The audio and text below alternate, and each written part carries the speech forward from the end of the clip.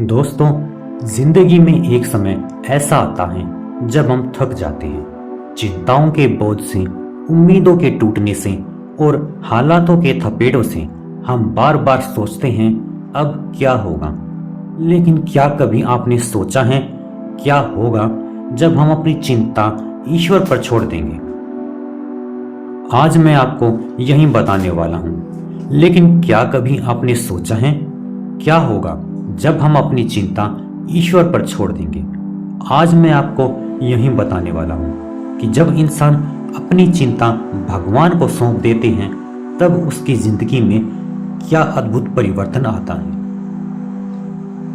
चिंता ये एक ऐसा जहर है जो धीरे धीरे हमारे मन को खोखला कर देता है। जब हमारा मन लगातार सोचता रहता है अगर ऐसा हो गया तो, अगर सब बिगड़ गया तो, अगर मैं असफल हो गया तो क्या होगा। लेकिन सच्चाई ये है कि 95% चिंताएं कभी होती ही नहीं है। हम अपनी कल्पनाओं में डरते हैं और फिर उन्हीं डर से खुद को बांध लेते हैं। ईश्वर ने कहा है मत डरो, मैं तेरे साथ हूं। फिर भी हम डरते हैं क्योंकि हमें भरोसा नहीं होता कि कोई ऊपर वाला सच में हमारी चिंता कर रहा है। अब सोचिए, अगर हम अपनी सारी चिंता उस शक्ति को सौंप देते हैं जिसने हमें बनाया है, जिसने इस सृष्टि को रचा है, तो क्या होगा? धीरे धीरे दिल में एक हल्कापन उतरने लगता है, मन में एक सुकून आता है। जहां पहले अंधेरा था वहां अब प्रकाश दिखने लगता है। भगवान से कहना सीखिए, प्रभु अब मैं सब कुछ तेरे हवाले करता हूं। मैं अपना कर्तव्य करूंगा लेकिन परिणाम तुझ पर छोड़ता हूं। जब आप ऐसा कहते हैं तो एक अद्भुत शक्ति आपके भीतर उतर आती है, क्योंकि अब आपको पता है जो होगा वो अच्छे के लिए ही होगा। एक छोटी सी कहानी मैं आपको सुनाना चाहूंगा। एक साधु नदी के किनारे बैठा था। उसके पास एक व्यक्ति आया, चेहरे पर चिंता की लकीरें थी। उसने कहा, गुरुदेव मैं बहुत परेशान हूं, मेरा व्यापार डूब रहा है, घर की हालात खराब हैं, मैं रातों को सो नहीं पाता। साधु मुस्कुराया और बोला, बेटा क्या तुम रोज भगवान को याद करते हो? वह बोला, जी हर सुबह प्रार्थना करता हूं। साधु ने कहा, फिर तुम भगवान को केवल प्रार्थना क्यों करते हो, भरोसा क्यों नहीं करते?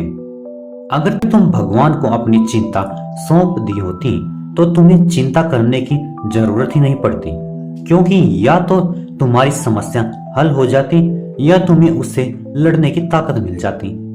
वह आदमी चुप हो गया और उसी दिन से उसने अपनी चिंता भगवान को सौंप दी। कुछ महीनों में उसका जीवन बदल गया, क्योंकि उसका दृष्टिकोण बदल गया।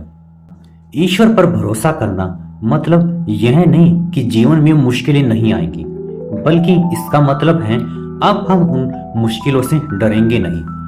हम जानेंगे कि हर कठिनाई के पीछे कोई न कोई सीख छिपी होती है।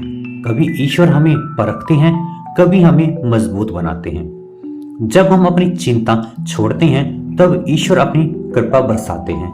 कई बार आप देखेंगे जब आपने सब कुछ छोड़ दिया तब अचानक सब ठीक हो गया, क्योंकि अब आप उस ऊर्जा से जुड़ चुके हैं जो सब कुछ नियंत्रित करती है।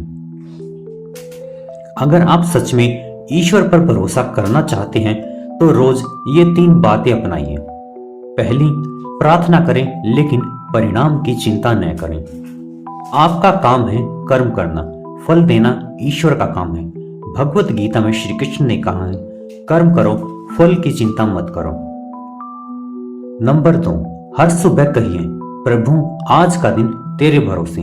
देखिए कैसे दिन हल्का और शांत महसूस होगा, मन के बोझ कम होंगे और मुस्कान अपने आप लौट आएंगी। नंबर 3, जब कोई कठिनाई आए रुकिए, गहरी सांस लीजिए और कहिए, शायद ये भी अच्छे के लिए है। यही वह सोच है जो आपकी चिंता को भक्ति में बदल देती है। एक महिला थी जो अपने बेटे की नौकरी को लेकर बहुत चिंतित रहती थी। वह रोज रोती थी, भगवान से सवाल करती थी क्योंकि उसका चैन नहीं हो रहा था। फिर एक दिन उसने कहा, अब बस प्रभु, मैं अब और चिंता नहीं करूंगी, अब जो होगा तेरी मर्जी से होगा। 2 हफ्ते बाद उसके बेटे को एक ऐसी कंपनी से ऑफर लेटर मिला जो पहले वाली से भी बेहतर थी। वह मुस्कुराई और बोली, जब मैंने चिंता छोड़ दी तभी भगवान ने काम संभाला।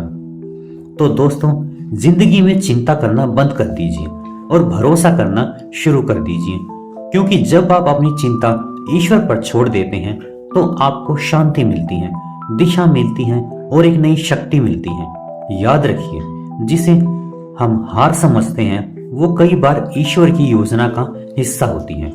जिसे हम विलंब कहते हैं वो ईश्वर का सही समय होता है। तो अब मुस्कुराइए और कहिए, प्रभु मैं तैयार हूं, जो भी होगा तेरी इच्छा से होगा और मैं उस पर भरोसा रखता हूं। बस इतना कहना ही काफी है, क्योंकि जब मन शांत होता है तभी ईश्वर की कृपा दिखने लगती है। अगर आपको यह संदेश पसंद आया हो तो इसे अपने दोस्तों तक जरूर पहुंचाइए, क्योंकि शायद किसी की चिंता आज इस वीडियो से शांत हो जाए। जय श्री कृष्ण, जय श्री राम।